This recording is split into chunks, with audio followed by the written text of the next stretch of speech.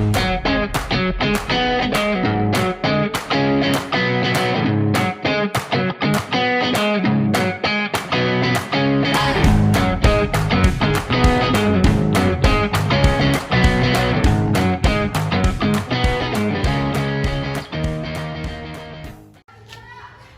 teman-teman, selamat pagi semuanya. Saya Azhar Tumayang.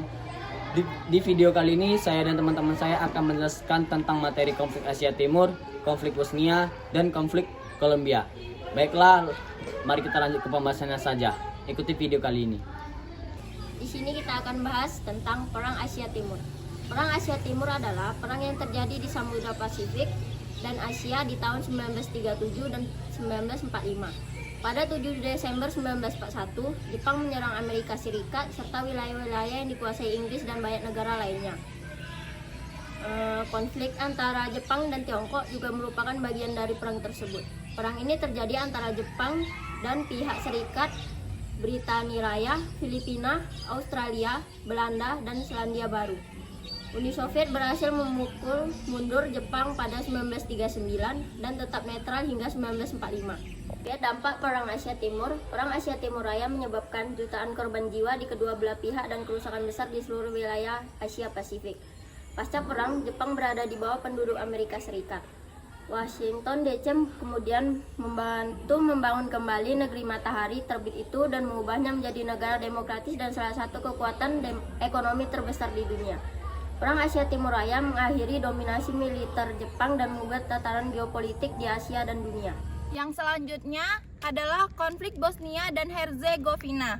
Konflik tersebut adalah konflik bersenjata internasional yang terjadi antara 1992 dan 1995.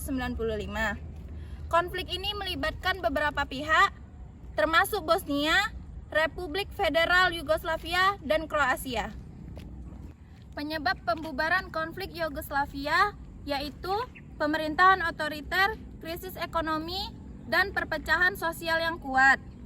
Konflik ini dimulai ketika pasukan Serbia mengepung Sarajevo pada tanggal 2 Mei 1992 dan berakhir pada tanggal 14 Desember 1995 dan ditandatangani oleh Perjanjian Dayton. Amerika Serikat berperan penting dalam perantara Perjanjian Damai Dayton. Ada beberapa dampak dari konflik ini.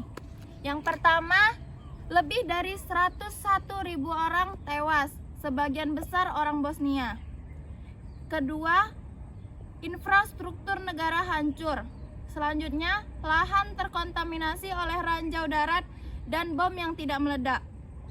Dan negara Bosnia dan Herzegovina masih rapuh secara ekonomi dan termasuk negara termiskin di Eropa.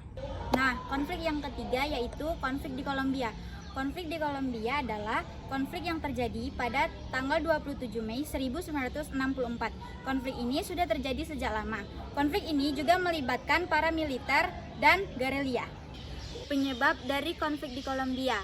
Yang pertama, konflik sosial dan politik. Yang kedua, kesimpangan sosial. Dan yang ketiga, perdagangan narkoba. Dampak dari konflik di Kolombia yaitu konflik persenjataan. Konflik ini melibatkan kesehatan, kehidupan, dan masyarakat. Imigrasi sebesar 1% dapat menurunkan 9% dari perkotaan. Dan yang ketiga, perubahan iklim. Perubahan iklim juga melibatkan lingkungan seperti deforestasi. Perkembangan di Kolombia. Yang pertama, konflik bersenjata di Kolombia masih menimbulkan dampak kemanusiaan yang besar seperti kekerasan seksual. Yang kedua, konflik bersenjata di Kolombia masih terjadi di daerah-daerah terpencil. Yang ketiga, kelompok pasukan bersenjata memperdebatkan jalur narkotika dan melakukan aktivitas ekonomi ilegal lainnya.